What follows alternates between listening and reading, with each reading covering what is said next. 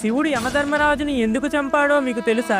అందరి ప్రాణాలు యముడు తీస్తాడు. యమధర్మరాజు పేరు చెప్తేనే అందరూ భయపడతారు. కానీ యముడు తన ప్రాణాలను తీయడానికి వచ్చినప్పుడు మార్కండేయుడు శివలింగాన్ని గట్టిగా కౌగిలించుకొని నేను పరమశివుణ్ణి పట్టుకొని ఉండగా, ఓ యముడా, నువ్వు నన్ను ఏం చేస్తావురా అని అంటాడు. అది విన్న యముడికి విపరీతమైన కోపం వస్తుంది. అంటే నువ్వు శివలింగాన్ని కౌగిలించుకొని ఉంటే నేను ఏం చేయలేను అనుకుంటున్నావా అని తన యమపాసాన్ని మార్కండేయుడి పైన వేస్తాడు. కానీ మార్కండేయుడు శివలింగాన్ని గట్టిగా కౌగులించుకొని ఉన్నాడు కాబట్టి ఆ యమపాసం శివలింగానికి కూడా పడుతుంది. వెంటనే శివుడు ప్రళయకాల రుద్రుడిలా బయటకు వచ్చి నన్ను నమ్ముకొని నన్ను కౌగులించుకొని నేను ఉండగా నీవు ఏమి చేయలేవు అని అంటూ ఉండగా పాసం వేస్తావా అని తన ఎడమకాలు ఎత్తి యమధర్మరాజు గుండెల మీద తంతాడు. దాంతో అందరినీ చంపే యముడు అక్కడికక్కడే మరణిస్తాడు. కానీ యముడు లేకపోతే చావు బ్రతుకులు ఆగిపోతాయి అని భయపడి దేవతలందరూ వచ్చి శివుడికి స్తోత్రం చేస్తారు. శివుడు యమధర్మరాజుని బ్రతికించి నా భక్తుల జోలికి వెళ్ళవద్దు అని బెదిరిస్తాడు. ఫ్రెండ్స్, ఓం నమః శివాయ అని కామెంట్ చేయండి.